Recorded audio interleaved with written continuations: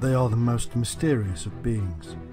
Gods, angels, aliens, or ordinary men with incredible knowledge and wisdom. Nobody is sure.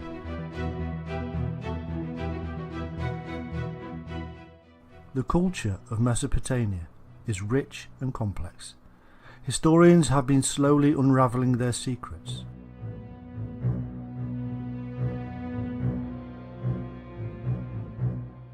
From the Epic of Gilgamesh to the many references of them in other cultures, the mystery of the Anunnaki is becoming more clear.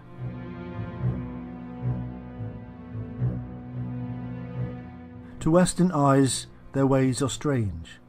Over hundreds of years they have been called gods and angels, and now in our modern age many see them as aliens visiting Earth and bringing great knowledge.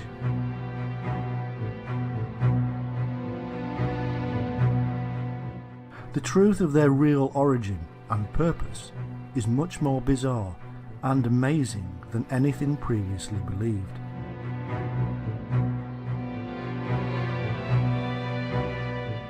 Prepare to witness the demystification of a sacred and ancient past.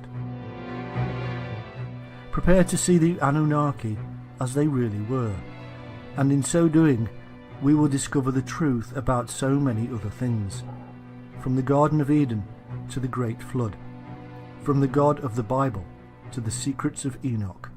All shall be revealed.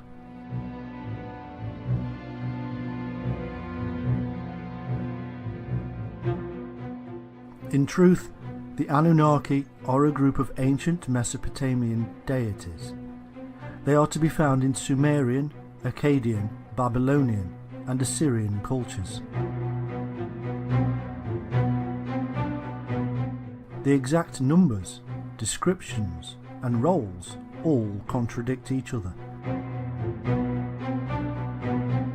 According to the earliest Sumerian texts, the Anunnaki were the most powerful of gods in the rich pantheon and were descended from An, the greatest of the gods.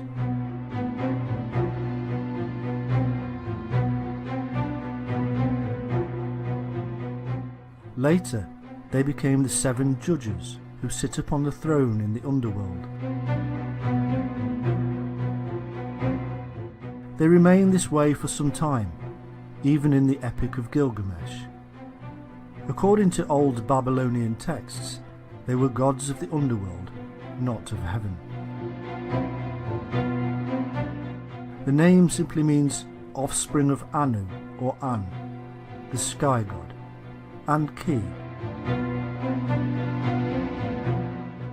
The most prominent and probably well known of the Anunnaki was Enlil, who cleaved heaven and earth in two.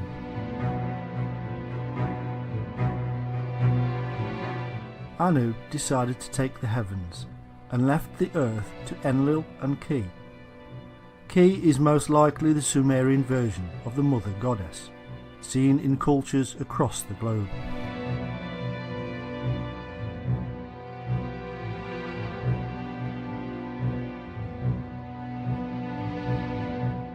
The physical evidence of worship of the Anunnaki is scarce.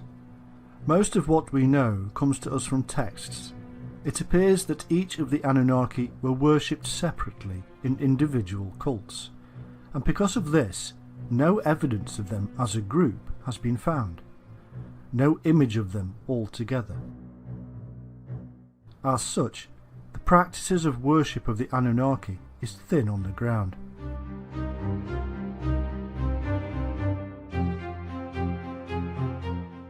The first mention of them is to be found in the reign of Gudea of the 3rd dynasty of Ur. It is a term used to denote the most important deities of the Sumerian pantheon, the descendants of An.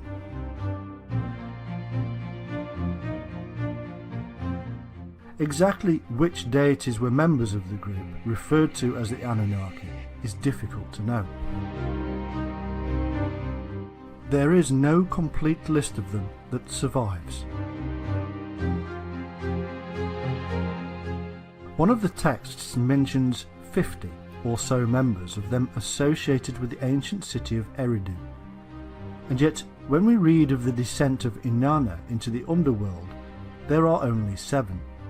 They are judges who condemn her to death.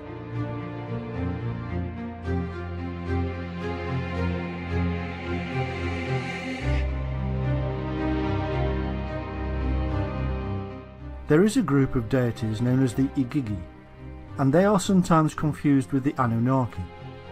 However, in the poem of Ira, both groups are different.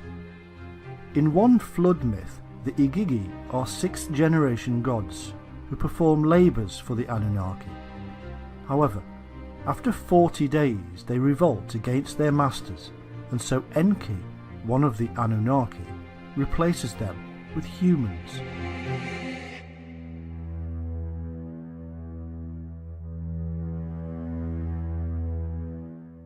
The similarities with the biblical flood and numbers are quite remarkable. It is obvious that Mesopotamian myths heavily influenced or were the origin of much of the biblical Old Testament.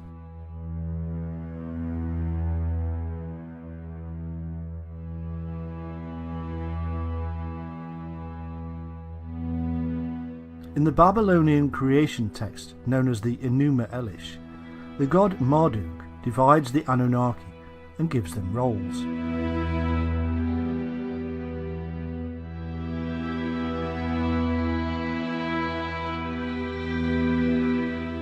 "300 in heaven and 300 on earth."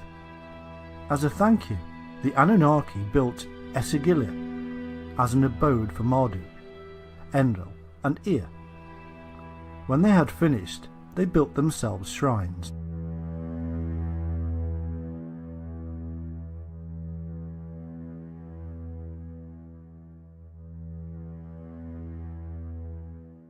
In later Assyrian texts, they were offspring of Anu and Ki, who were brother and sister, and themselves children of the gods of the celestial poles, and whose heritage stretched back to the original gods Tiamat and Abzu.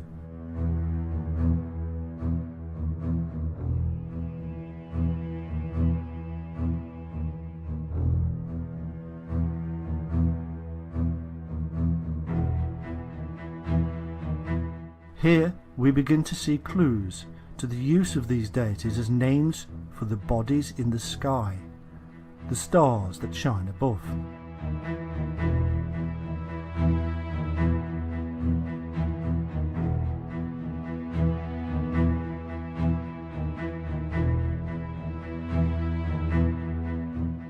This, then, is the brief knowledge we have of the Anunnaki.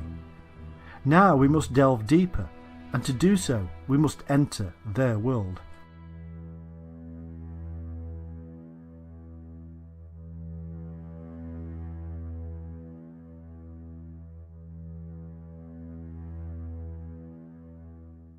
Appearing out of nowhere, and at least as early as the 5th millennium BC, the earliest known civilization, the Sumerians of Sumer in Mesopotamia, was initially a non-Semitic culture. By 3000 BC, and as a result of its sophisticated irrigated agriculture, Sumer flourished as a nation and developed a considerable power base through the development of its numerous city-states like Ur, Erech, Eridu, Lagash and Kish.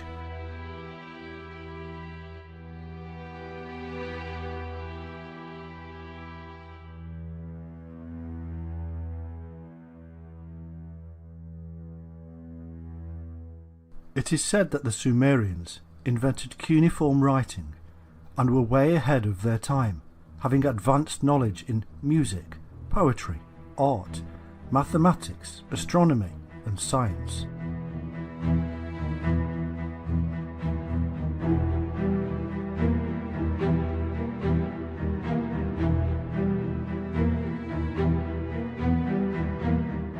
For the ancient Sumerians, music was a tool that helped them describe the cosmos. The Sumerians were later conquered by their long-term rivals, the Akkadians, under Sargon I. The Akkadians were a Semitic people, whose city Akkad was their capital.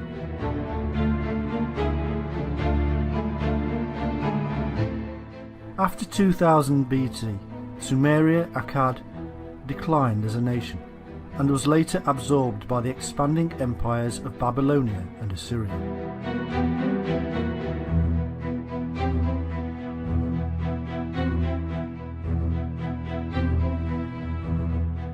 In Sumerian creation myth, the angels, known as the Anunnaki, or great sons of Anu, were the founders of their culture.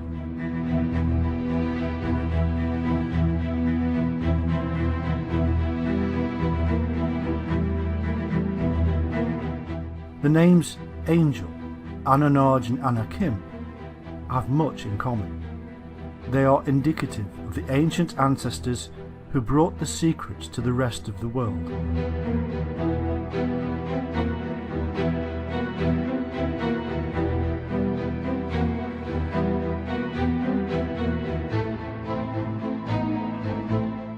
Interestingly, Anunnaki is phonetically similar to the Hebrew Anakim, the giant race who appear in the story later, and also Angakok, the shaman from Greenland to Alaska. They were known as the Shining Ones.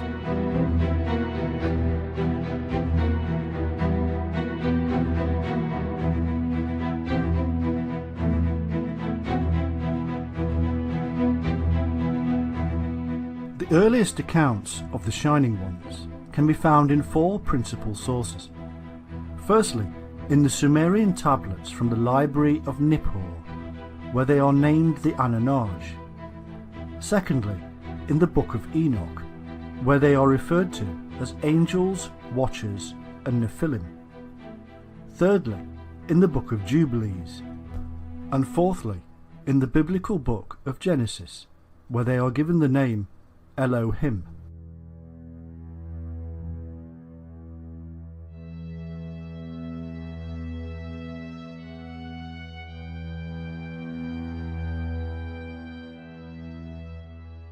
The Sumerian El is usually translated as God, but the feminine Elohim is the plural of El.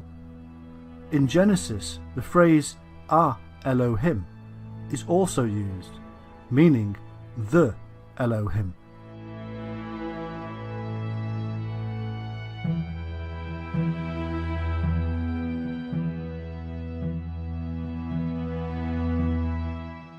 El means brightness and shining.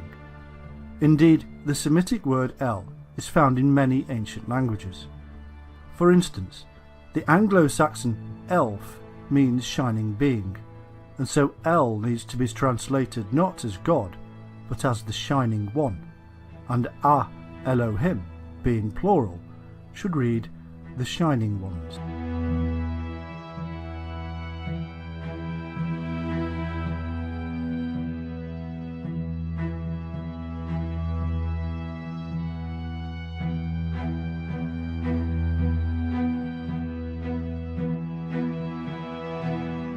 We find that this is the most commonly used term in the Old Testament for God, and indeed all other gods, as the scribes even recognised other gods at that time.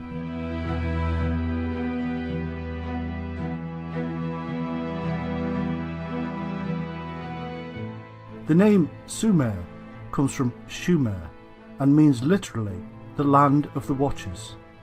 It is none other than the ancient biblical land of Shinar, which amazingly means the place of the Shining Ones.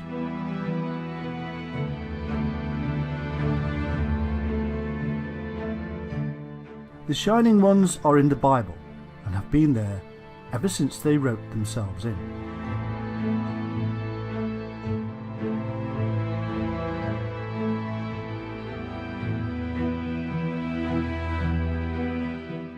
Elohim is usually translated incorrectly as Lord, and if you read the Bible and replace Lord, and don't forget about the added words, with Shining Ones, you will see a remarkable difference. A reading now of how it was meant to be. We now have the shining light of knowledge, spoken of in 2 Corinthians 4:6.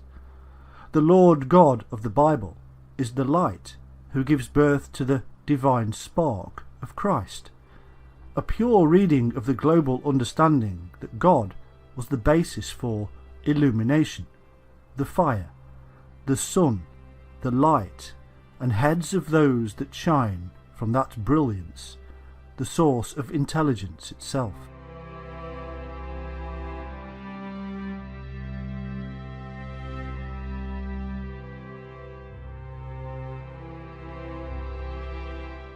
Anu, or An, was the chief sky sun god, and means shining.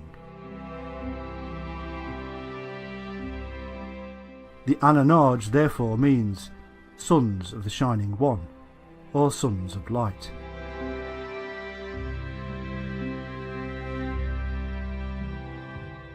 In Ireland, the term for shining was Ain. There may be a connection here with the Tuatha De Danann, the Shining Ones of Ireland, and the serpent cult that St. Patrick had removed from the Emerald Isle.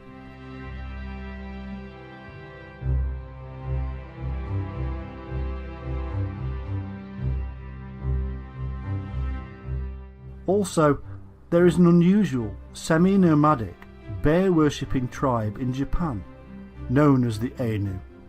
The Ainu look Caucasian, with round heads, white skin, wavy thick hair, and grey or blue eyes. The Ainu are said to have been living in many of Japan's islands, like Okinawa, for over 7,000 years, and it is said that the Ainu share a language similarity with the Basque, who live in the Pyrenees, the mountains bordering Spain and France.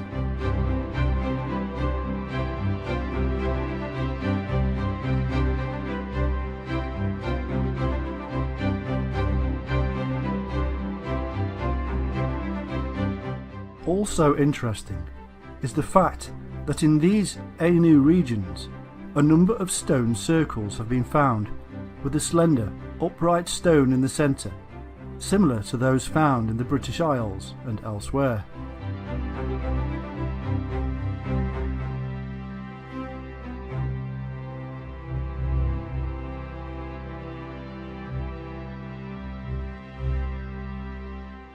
These Anunnaki, or Shining Ones, were a culturally and technically advanced people who settled in a mountain valley in the Middle East around 8200 BC, and, as their primary concern, established an agricultural centre we now know as the Garden of Eden, for the teaching and training of the local tribesmen.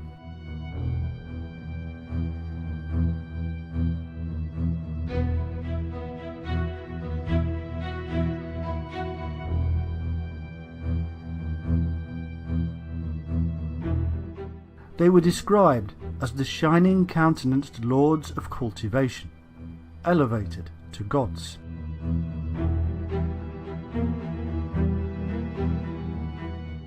Anu and his wife Antu had 2 sons. Enlil, the storm god, ruled the air and atmosphere, and Enki, the water.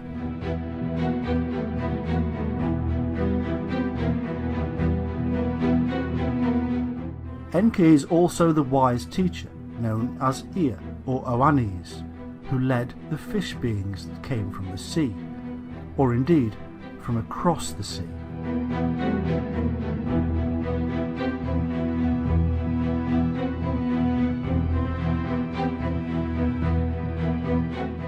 Enki was depicted as a goat with a fish's tail, which became the sign of Capricorn.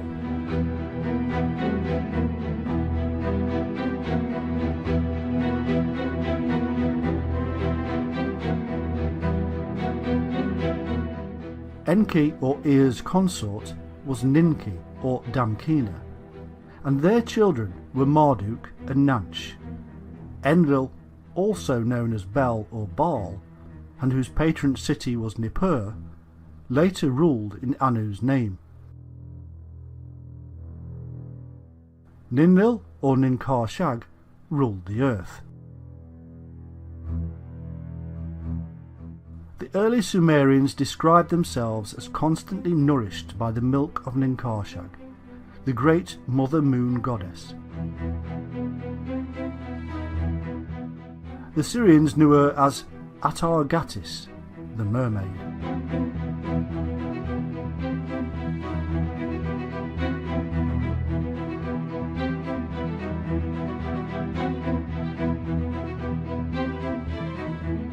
The son of Enlil and Ninlil was the war god Ninurtu, also known as Nimrod, and like Horus and as Osiris, he became associated with the star constellation of Orion.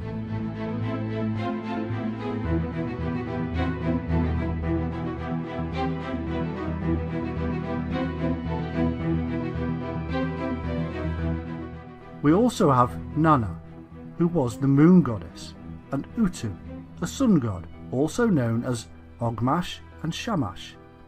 It was Shamash who later given the 29 laws to King Hammurabi.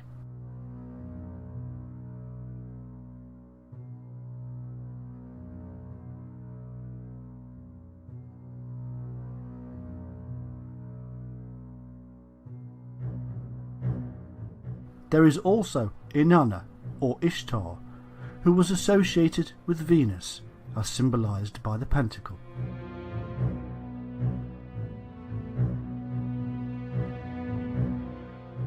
The texts that we have on the Sumerian deities vary. In fact, they evolve over time, losing some of their historicity as the story develops, making it more and more difficult to see the origins.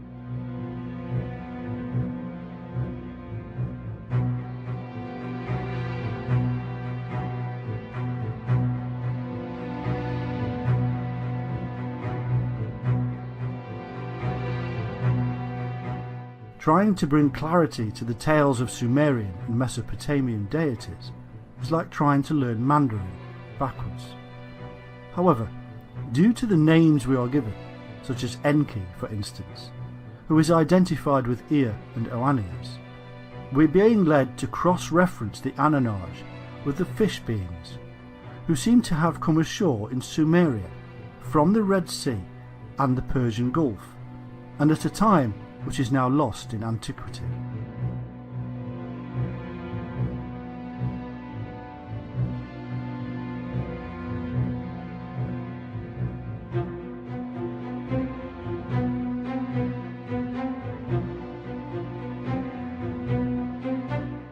Indeed, we find that both are the same people, and that the fish beings are also the Anunnaki shining ones, the gods of Sumeria, and the Elohim of the Bible.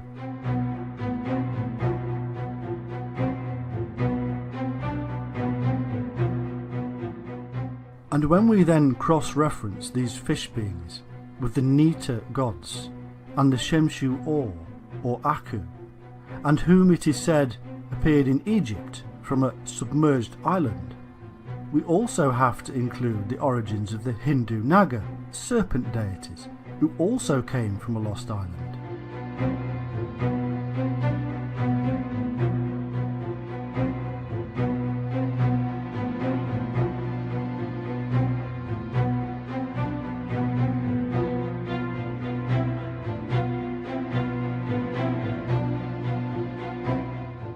It can easily be concluded that the shining ones of Sumeria, Egypt and India were really incoming people from a lost or destroyed land.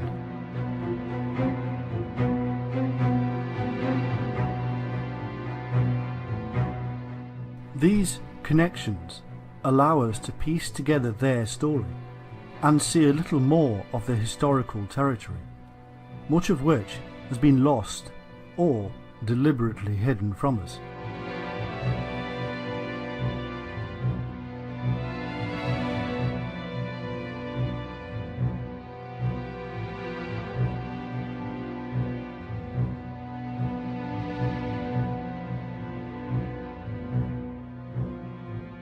We can see then that these shining ones, who later became worshipped as the Sumerian pantheon of gods and goddesses, seem to have been a dynastic ruling family or clan, Anu, the chief authority, became the universal Father God, as a pictograph from his founded city of Uruk, dated to 3000 BC, depicts.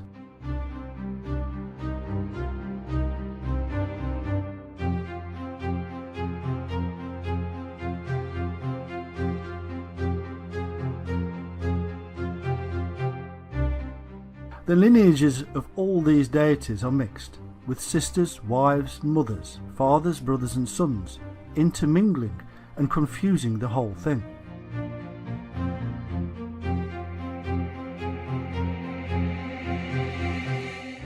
Considering the many thousands of years between the composition of these texts and the actual existence of these peculiar peoples or beliefs, this is no surprise. What is clear is that certain deities do continually stand out from the crowd, namely Anu, Enlil, Enki, Ninkershag, Inanna and Utu Shamash.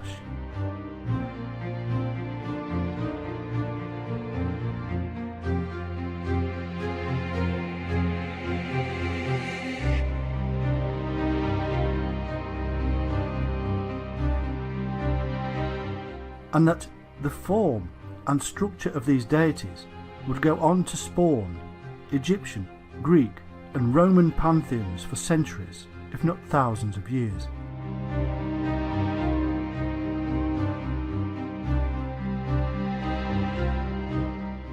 No wonder then that the Watchers, the military arm of these Shining Ones, should in later myths be doing battle with the gods of Greece, Egypt and Rome, not to mention the rest of the world.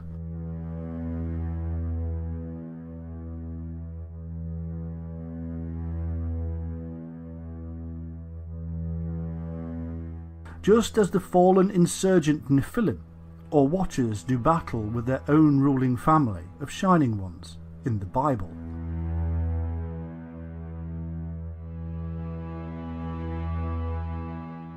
One interesting detail we should perhaps mention is that, like Osiris of ancient Egypt, Enlil was depicted as a bull, and like Set, his brother, Enki of the Abzu or Abyss was depicted as a serpent. Interestingly, because the people of Atlantis were supposed to have worshipped the bull, which is a remarkable coincidence, taking into account the association with deities have with the biblical deluge.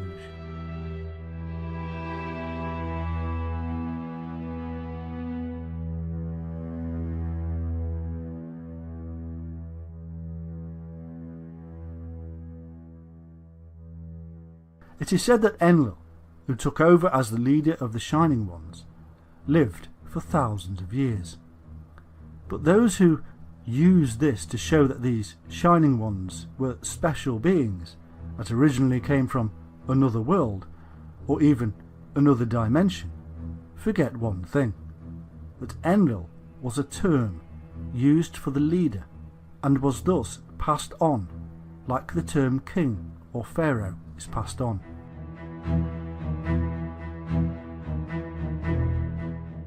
It was also the title of the sun, which of course would seem to be eternal.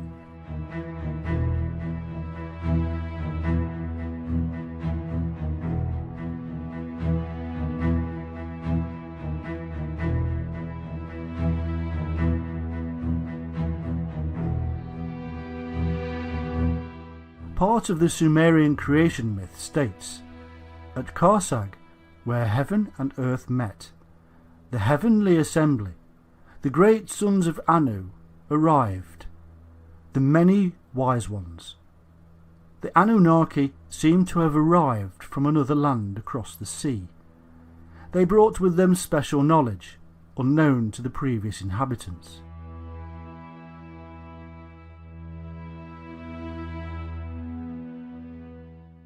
It is said, mankind learned from the Shining Ones. They set things in order.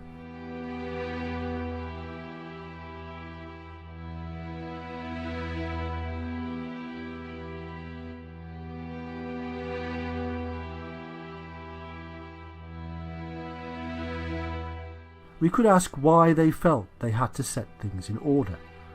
Perhaps this order has something to do with the chaotic aftermath of a global calamity that had destroyed their homeland, according to the accounts. A flood, for instance, that appears in myths across the world.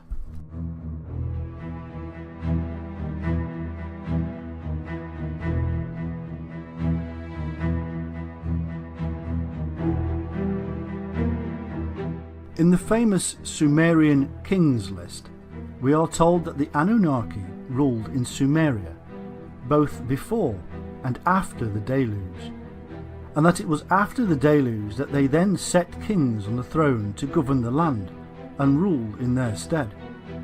However, if we are to believe the accounts given of the fish beings, we are also told that these shining ones had first come ashore from their submerged land after a similar catastrophe, an earlier one than the deluge related in the Bible and other sources.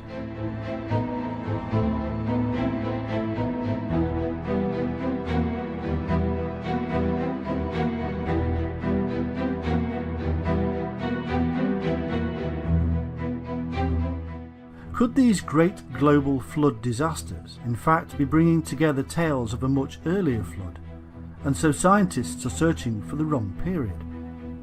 It's possible that the Shining Ones knew when these catastrophic events were going to happen and had predicted the deluge, hence Noah being warned to prepare for the event.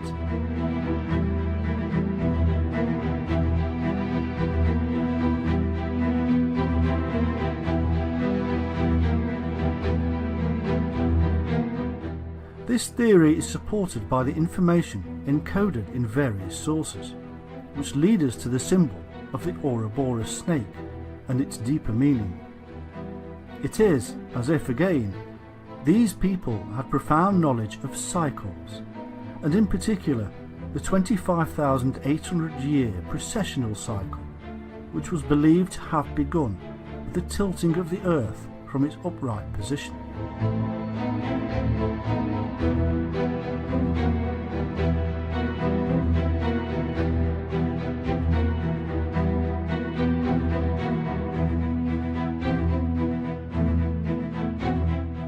It would appear that it was believed that these recurring catastrophes were linked to the beginning and end point of the precessional cycle, linked to the very event that caused the Earth to incline in the first place.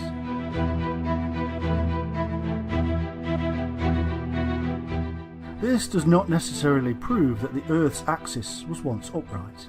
However, it does mean that it was believed the axis was vertical, and thus revealing an amazing knowledge of the heavens and Earth's place in it.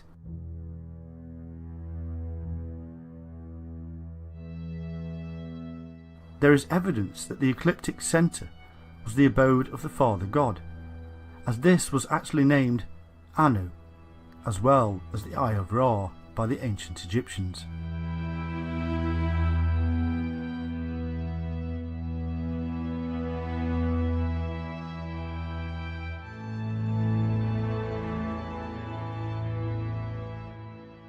Also, the ancient astronomers of these Shining Ones must have believed that the precessional cycle was linked with the Earth's own life cycle, or reincarnation cycle, and so the Earth, being upright, would bring a more harmonious and balanced existence.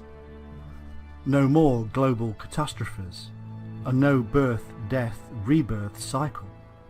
In other words, the Earth, like the spiritual man who seeks to come off and out of the reincarnational cycle, and all cycles for that matter, would have been seen to be in the perfect position and the perfect spiritual condition.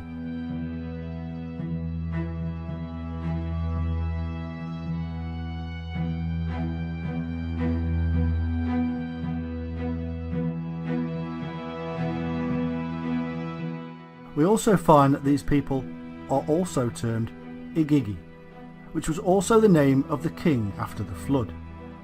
The Igigi in certain texts seem to do the work of the Anunnaki, whereas in others they are equal and spoken of in the same breath.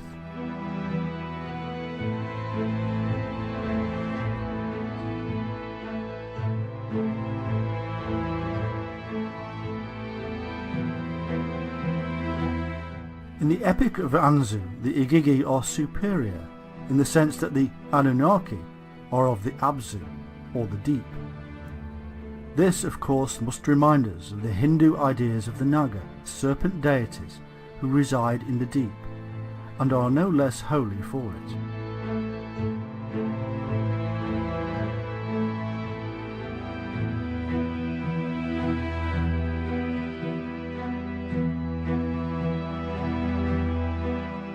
In the Sumerian account, Ninlil, or Ninkarsag, Lady of Karsag, the wife of the leader Enlil, asked the Council of Seven to create her in Eden.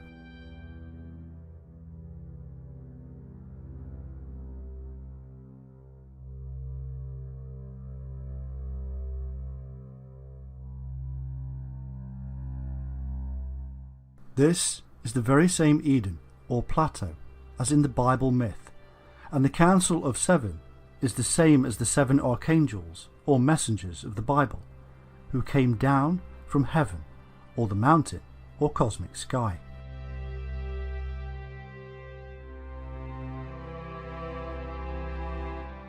Sumerians referred to Eden as the abode of the righteous ones.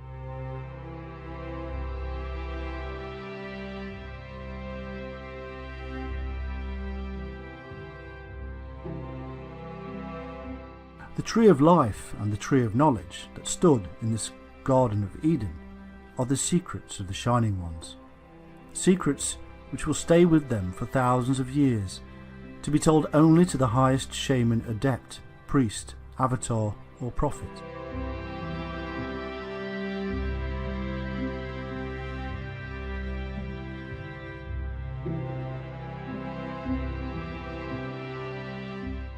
In their dreamlike trances, the shamans saw and experienced the tree which took them to heaven, and which later became the tree of life in the Hebrew Kabbalah system. And, as if reflecting the 7 chakra levels of the human spinal column, and the processes involved with one's own access to the knowledge within, the Sumerians built their towers, or ziggurats, with 7 levels, as attempts to build closer to heaven, to be like the mountains, and link them with the earth, as in the dream of Jacob's ladder.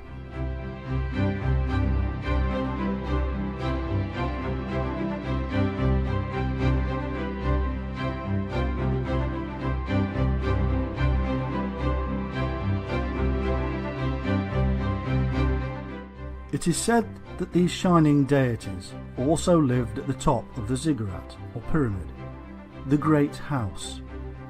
We now know what the ladder and these temples really stand for symbolically, but was Jacob's ladder a similar construction somewhere in the Near East?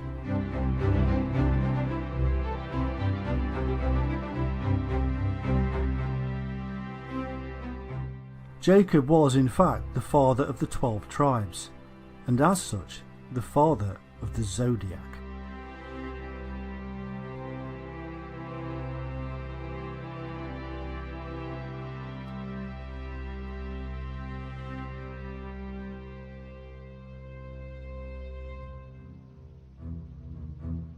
Reuben, Jacob's first son, was Aquarius, hence the reason he was unstable as water.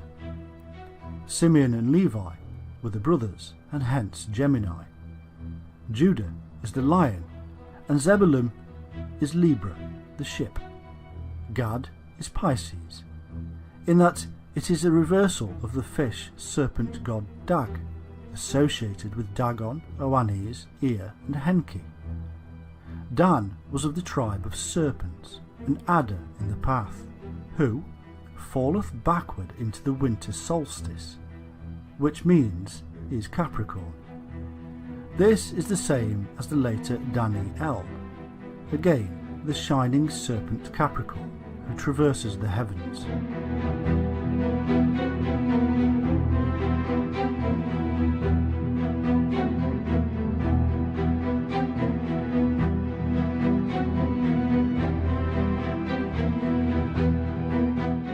We can now see that most of these myths and stories are mere transliterations of astro-theological ideologies associated with the zodiac, and also the precessional cycle, which can be used as means to find relevant periods in history.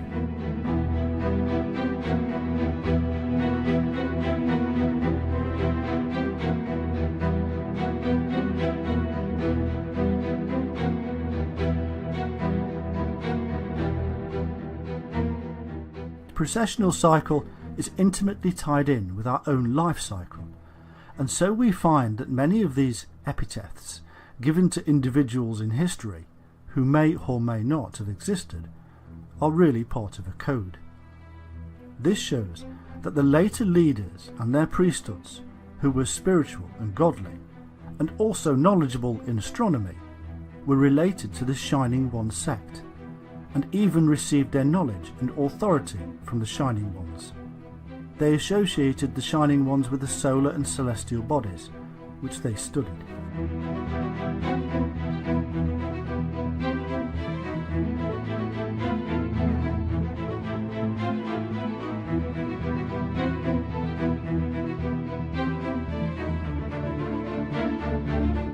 The 7 Shining Ones, or 7 sages of different cultures, later became the gods, in men, incarnated as man, only then to be reunited with the Father God after death.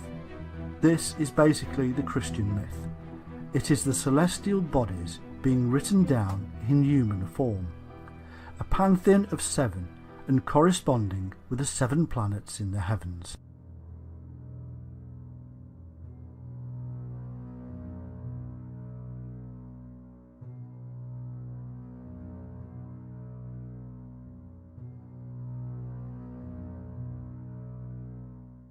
The phrase, "where heaven and earth met," is symbolic of the sacred mountains, and this gives us the clue that this could be somewhere with impressive heaven-like mountains, such as Tibet, perhaps even the ziggurats of Mesopotamia, or even the pyramids of Giza. Seeing as these temple constructions are based on the shamanic world mountain,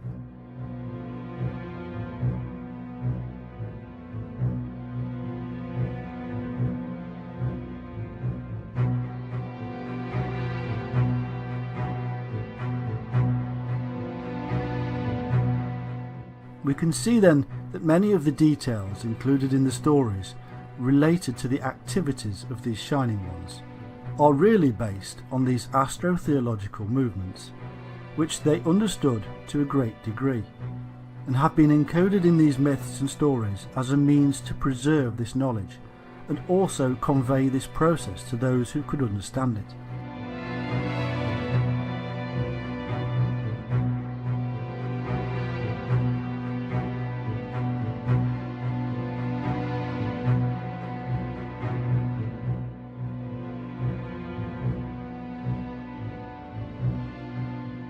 They added encoded information, which also makes these stories somewhat confusing.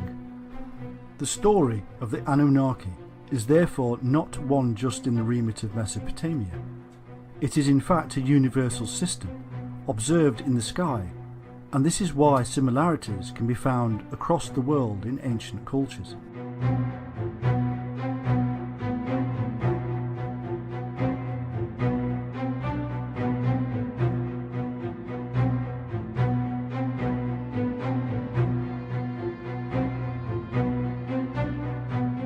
The biblical flood myth matches that found in Sumerian epic of Gilgamesh, and ends with the Tower of Babel in Babylon, which was part of the Sumerian Empire. This shows that the secret knowledge associated with the Shining Ones ended up, and at that time, in Babylon, and then moved on from there.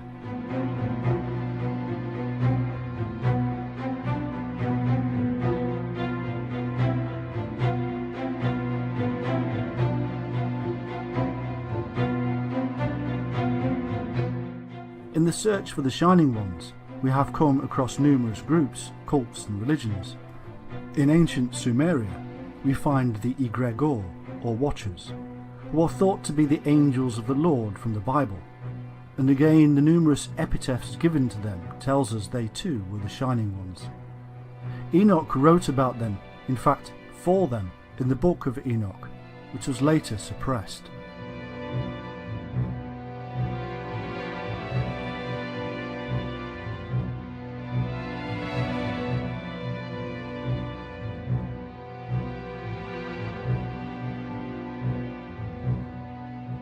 In the Bible and the book of Enoch, these shining ones are called angels, archangels, or cherubim.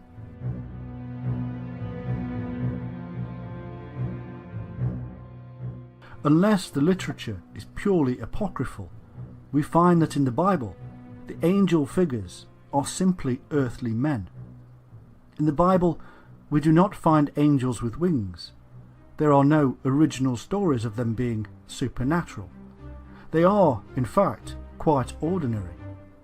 It is always Gabriel, meaning man of God, who informs the people of a coming childbirth. Was he the shaman, the doctor?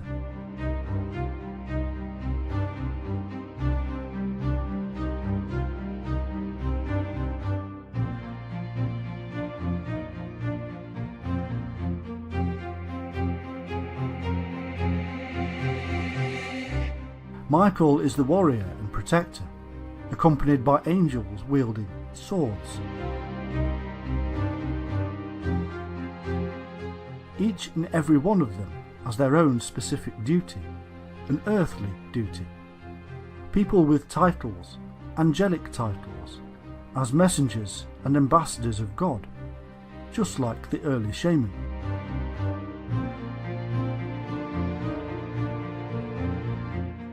The title cherubim means exiles, and could be an indication of the origins of the angels.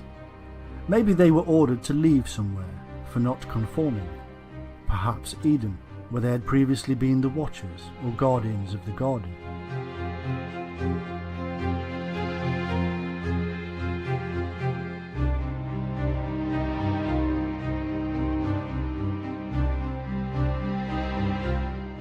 In Genesis 4:16, the land of Nod is symbolic also of the people of Israel, as Nod means wandering.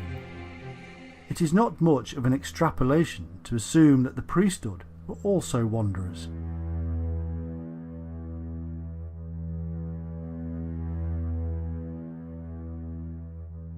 Another example of symbolic titles is that of Enoch, which means consecrated.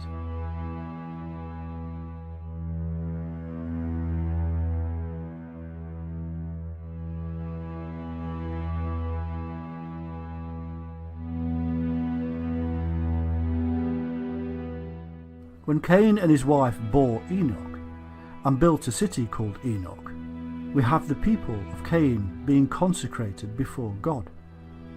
Enoch, the consecrated one, would later write up the history of these fallen wanderers who spread across the globe as the great shining ones, teaching, measuring and building the world's most mysterious ancient monuments.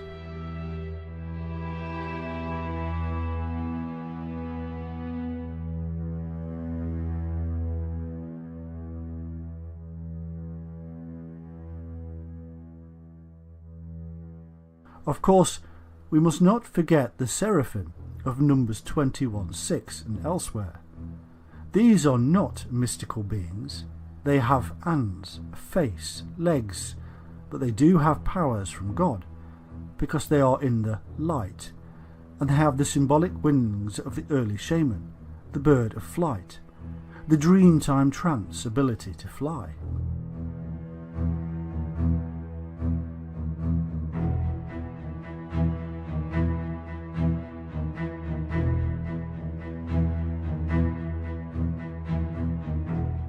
Their name means shining ones or fiery serpents.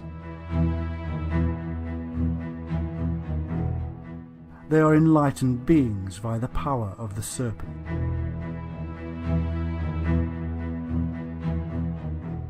Mystical Jewish literature tells us that the angels can fly, tell the future, shapeshift, speak Hebrew, and are emanations of the divine shining light.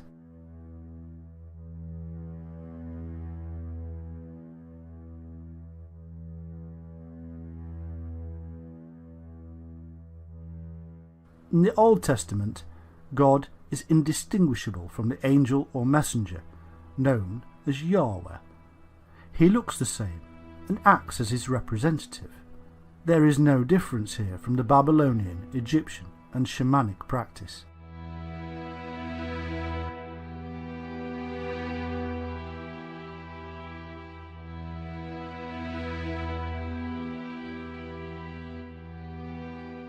In the New Testament, the angels actually take part in the judgment at the end times. Alternatively, they may be those who had experienced enlightenment and then fell from grace.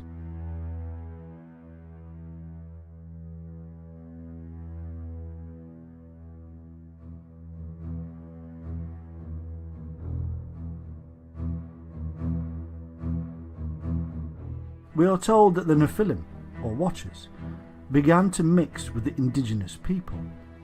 These were the angels who seem to have been the military arm of these Shining Ones, and who were initially employed to guard the Garden of Eden.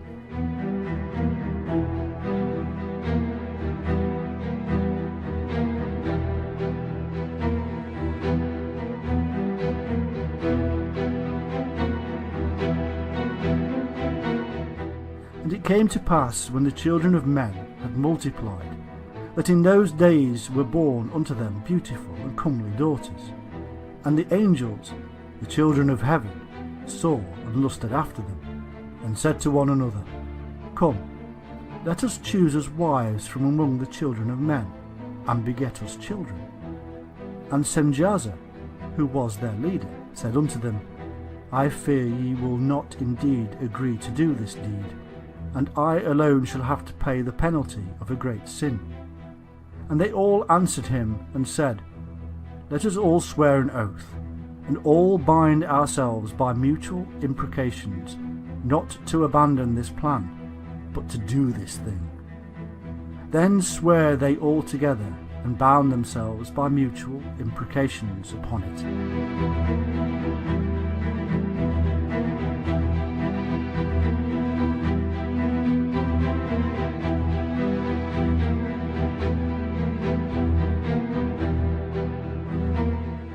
From this union, a hybrid race was produced, a race of giants, so we are told.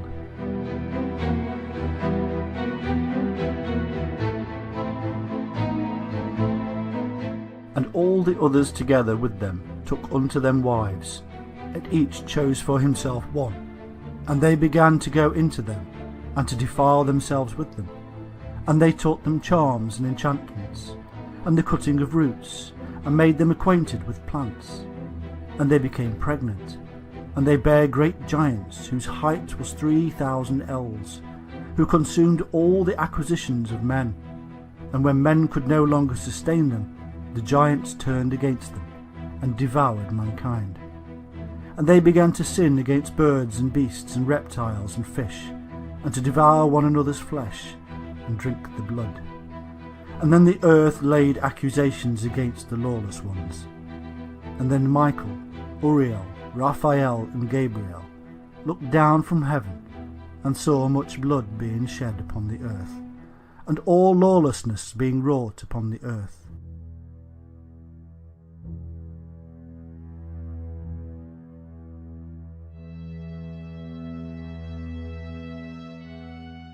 These insurgents also passed on knowledge, and taught them combat and how to make weapons.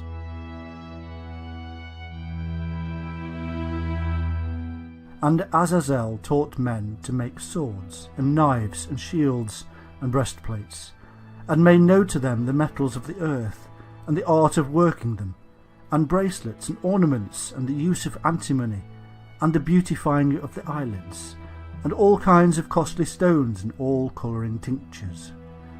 And there arose much godlessness, and they committed fornication, and they were led astray, and became corrupt in all their ways.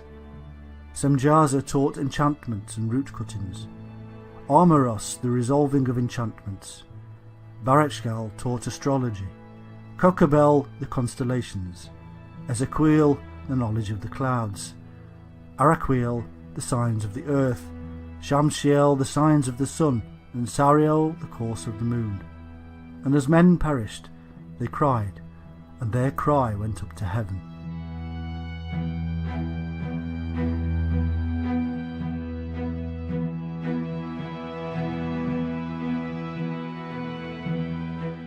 And all this was seen as a violation against a set of laws laid down by the Shining Ones, who were possessive of their knowledge.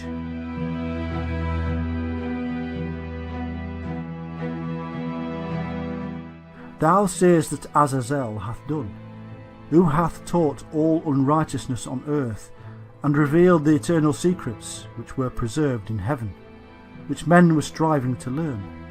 And Semjaza, to whom thou hast given authority to bear rule over his associates. And they have gone to the daughters of men upon the earth, and have slept with the women, and have defiled themselves, and revealed to them all kinds of sins. And the women have borne giants, and the whole earth has thereby been filled with blood and unrighteousness.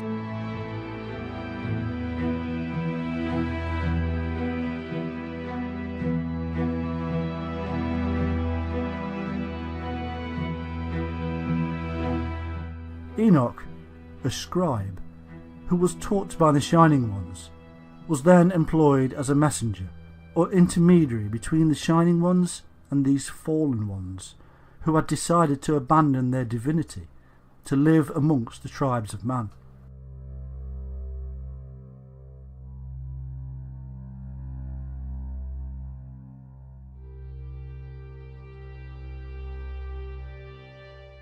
Enoch was then sent to tell the insurgents that a severe sentence had been passed on them, and that they were soon to be punished. In brief, the punishment sent is the flood.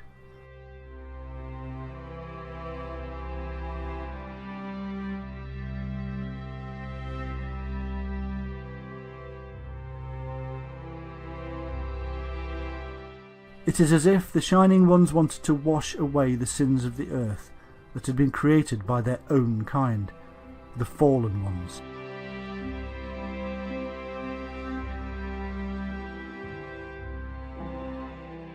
In the Bible, we are told that God, or rather the gods known as Elohim, spoke to Noah, telling him that the seasons of summer and winter would be more extreme from the time of the flood onward.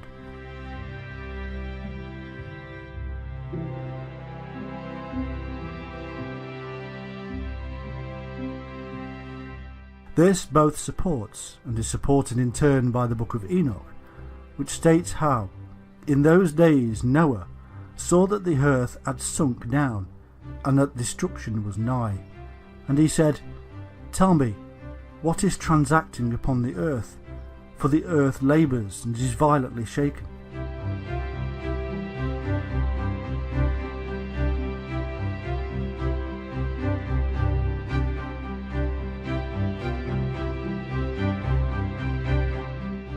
In the King James Version of the Bible we find this: Behold, the Lord maketh the earth empty, and maketh it waste, and turneth it upside down, and scattereth abroad the inhabitants thereof. The earth shall reel to and fro like a drunkard.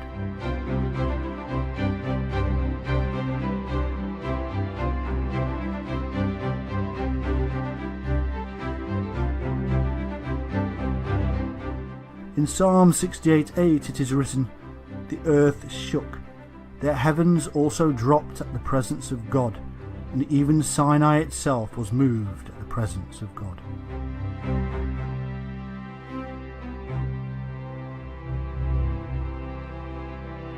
The heavens dropping would mean that to the observers in the Sinai region, the earth beneath their feet was tipping relatively upward and northward.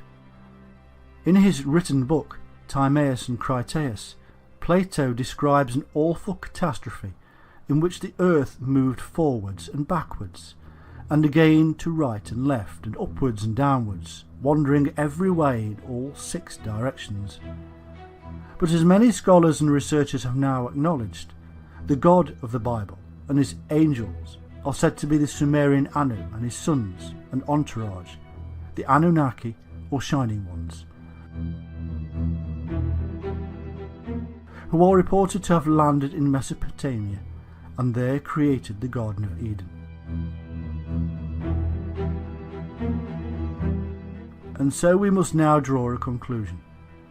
When we first started out in this task of discovering the Anunnaki, we found a complex and mystifying series of tales that seemed to make little sense.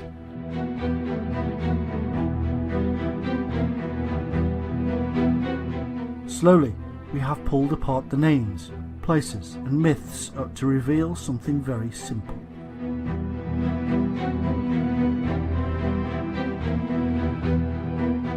Many thousands of years ago, something catastrophic occurred, and a highly knowledgeable and wise people fled.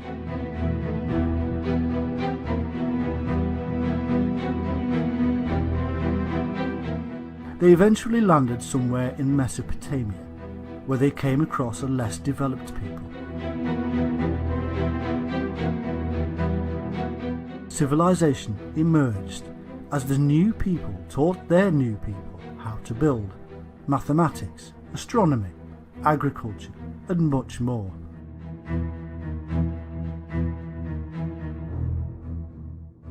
Their wisdom was so great that later generations would call them gods and angels.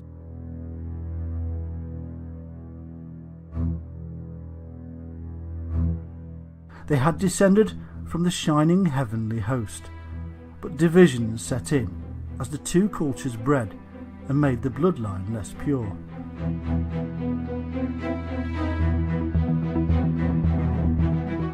The Watchers, who had gone bad, and the Shining Ones, who were not happy. In a simple tale that has become very complex over vast periods of time, in our age it is being confused yet further by the addition of extraterrestrial origins for the Anunnaki. There is, however, no need for such imaginings. There is simply a need to understand the time, culture, belief systems and mind of our very human ancestors.